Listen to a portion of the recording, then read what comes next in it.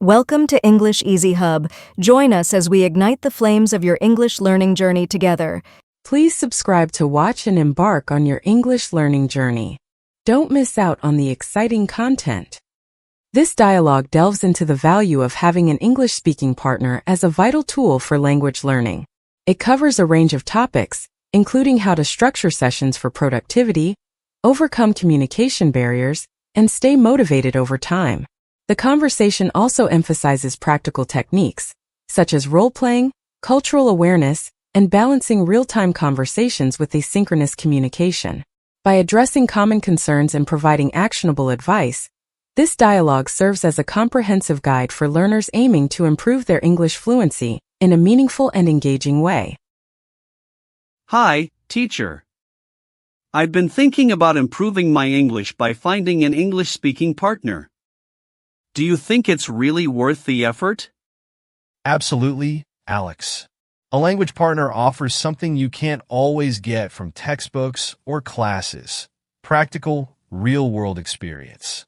It's an opportunity to learn the nuances of communication, like tone, rhythm, and cultural expressions, while building your confidence. It also pushes you to think on your feet, which is essential for fluency. That makes sense. But I've always wondered, how do I ensure that my conversations are actually productive? I don't want to just chat without improving my skills. Good point. Productivity comes from having a clear purpose. Start by setting goals for each session. For example, one session could focus on practicing past tense verbs, while another could work on expanding vocabulary for specific topics. Also, reflect on each session. Write down new phrases or mistakes you made so you can review and improve. Additionally, structure the conversation. Begin with a warm-up, move into focused practice, and end with a review of what you've learned. I see. But what about when I struggle to express myself? Sometimes I know what I want to say but can't find the right words. It's frustrating. That's a common challenge, Alex. In such situations, don't shy away from asking your partner for help. Say, "How would you say this in English?" Or try to explain the idea with simpler words. Remember, the act of figuring out how to communicate is part of the learning process. Over time, these moments will decrease as your vocabulary grows. And don't forget to carry a small notebook or use a language app to jot down phrases you learn during these struggles. They'll come in handy later. That's encouraging. Another concern I have is maintaining motivation.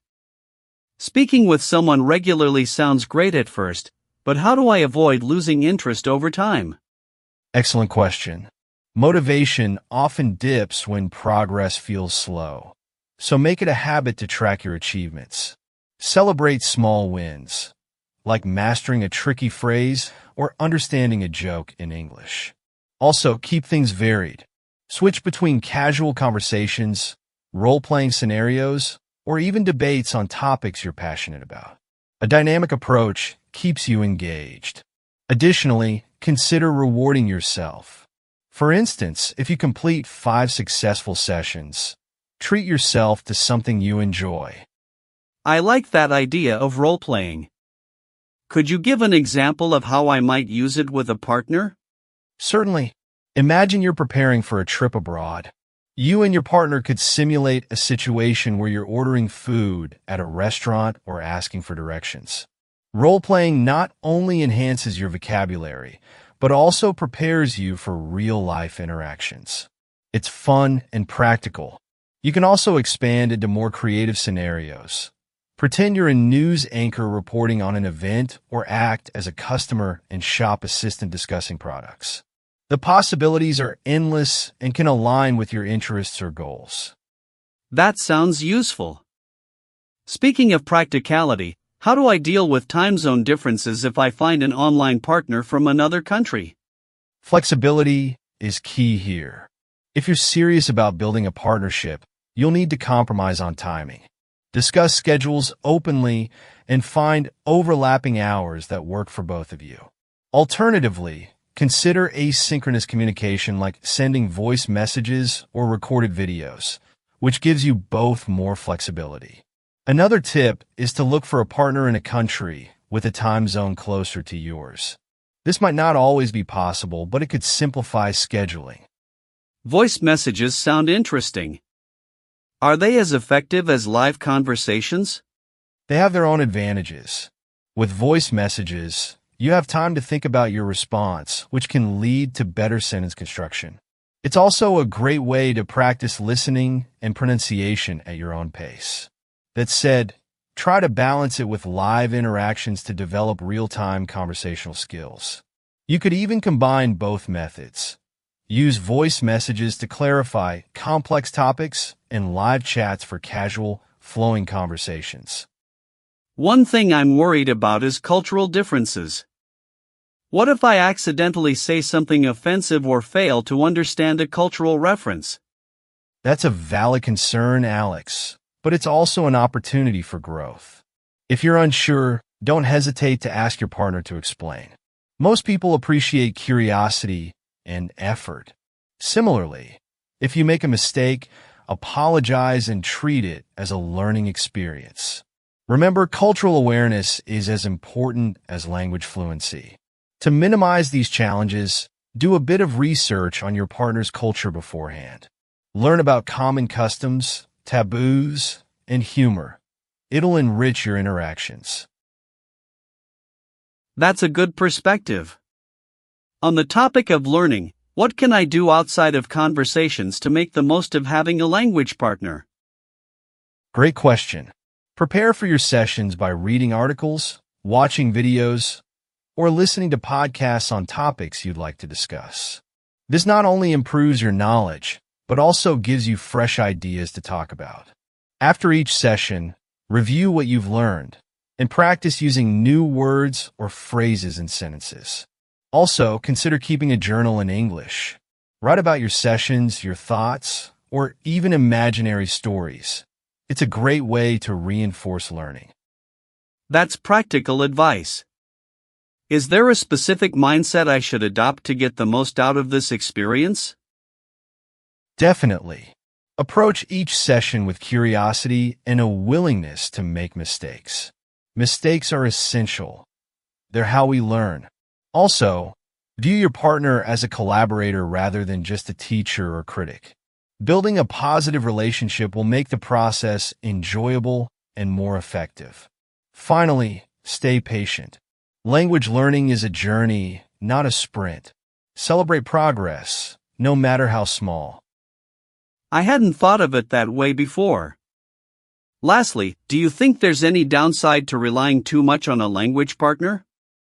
The only downside is if it becomes your sole method of learning.